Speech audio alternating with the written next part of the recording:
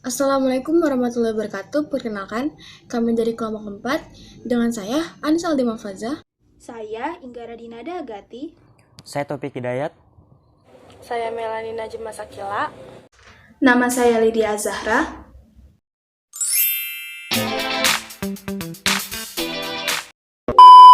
Seperti yang kita ketahui bahwa bangsa Indonesia itu kaya akan perbedaan, mulai dari segi agama, bahasa, serta budayanya. Untuk itu, sangat penting bagi kita untuk memahami apa itu integrasi nasional, agar Indonesia itu lebih bersatu. Apa sih integrasi nasional? Integrasi nasional sendiri itu terdiri dari dua kata, yaitu integrasi dan nasional. Integrasi berasal dari bahasa Latin, yaitu integrate, yang artinya mempersatukan. Sedangkan nasional itu berasal dari bahasa Inggris, yaitu nation, yang artinya bangsa. Dalam Kamus Besar Bahasa Indonesia, integrasi nasional memiliki arti politis dan antropologis. Dari segi politis, yaitu memiliki arti penyatuan berbagai kelompok budaya dan sosial dalam kesatuan wilayah nasional yang membentuk suatu identitas nasional. Sedangkan dari segi antropologis, memiliki arti proses penyesuaian dari unsur-unsur budaya yang berbeda sehingga mencapai keserasian. Dan menurut Dr. Nazarudin Syamsuddin, integrasi nasional itu adalah proses penyatuan dari berbagai aspek kehidupan, yaitu dari aspek sosial, politik, ekonomi, serta budaya. Jadi kesimpulannya yaitu bahwa integrasi nasional itu berarti hasrat dan kesadaran untuk bersatu sebagai suatu bangsa. Nah, sekarang kita akan masuk ke syarat integrasi. Agar kita tahu apakah suatu negara itu berhasil integrasinya, maka ada 3 syarat keberhasilan integrasi suatu negara.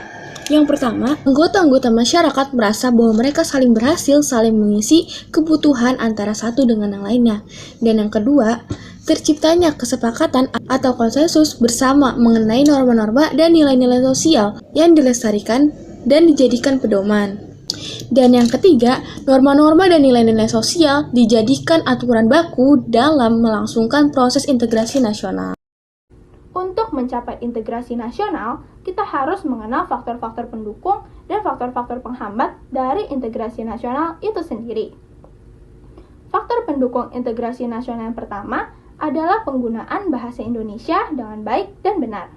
Yang kedua, adanya semangat persatuan dan kesatuan dalam bangsa, bahasa, dan tanah air Indonesia. Yang ketiga, adanya kepribadian dan pandangan hidup kebangsaan yang sama, yaitu Pancasila. Dan yang keempat, adanya jiwa dan semangat gotong royong, solidaritas, dan toleransi keagamaan yang kuat. Yang kelima, adanya rasa cinta tanah air dan mencintai produk-produk dalam negeri. Setelah mengetahui faktor pendukung dari integrasi nasional, sekarang kita akan membahas faktor-faktor penghambatnya. Pertama, yaitu kurangnya penghargaan terhadap kemajemukan yang bersifat heterogen.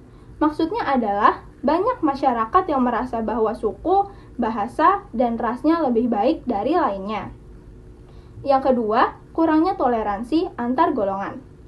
Yang ketiga, kurangnya kesadaran dari masyarakat Indonesia terhadap ancaman dan gangguan dari luar. Dan yang keempat, atau yang terakhir adalah ketidakpuasan terhadap ketimpangan dan ketidakmerataan dari hasil-hasil pembangunan yang ada. Ada juga salah satu upaya untuk mencapai integrasi nasional, yaitu dengan cara menjaga keselarasan antar budaya. Hal itu dapat dilakukan oleh pemerintah dan dipartisipasi juga oleh rakyat. Kemudian untuk materi selanjutnya akan dilanjutkan oleh teman saya. Dadah! Nah, selanjutnya saya akan menjelaskan tentang tantangan dalam menjaga keutuhan NKRI. Tantangan di lingkungan internal Indonesia adalah mengawali NKRI agar tetap utuh dan bersatu. Di sisi lain, ancaman terhadap suatu kedaulatan masih berpotensi, terutama yang berbentuk konflik perbatasan, pelanggaran wilayah, gangguan keamanan maritim dan dirgantara, gangguan keamanan di wilayah perbatasan berupa pelintas batas secara ilegal, kegiatan penyeludupan senjata dan bahan peledak, perantara separatisme, pengawasan pulau-pulau kecil terluar, ancaman terorisme dalam negeri, dan lain sebagainya. Berdasarkan tantangan tersebut, maka visi terwujudnya pertahanan negara yang tangguh dengan misi menjaga kedaulatan dan keutuhan wilayah NKRI serta keselamatan bangsa harus terwujud. Pada dasarnya, perumusan kebijakan umum pertahanan negara dilaksanakan Menteri Pertahanan, sedangkan proses penetapannya dilaksanakan tingkat Dewan Keamanan Nasional selaku penasihat Presiden Republik Indonesia. Untuk mencapai tujuan pertahanan negara tersebut, salah satunya diperlukan input sumber daya yang bagus dan optimal.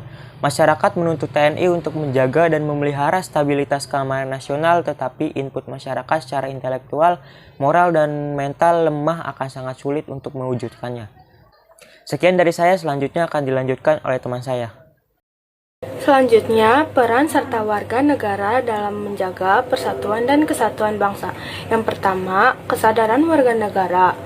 Peran serta warga negara akan muncul jika mempunyai kesadaran dalam menjaga persatuan bangsa dan kesatuan bangsa. Tahukah kalian yang dimaksud dengan kesadaran? Kesadaran adalah sikap mawas diri, sehingga dapat membedakan yang mana baik dan mana yang buruk, benar atau salah, layak atau tidak layak, patut atau tidak patut dalam berkata dan berperilaku. Kesadaran warga negara Indonesia saat ini masih perlu pembenahan. Salah satunya kesadaran dalam bela negara.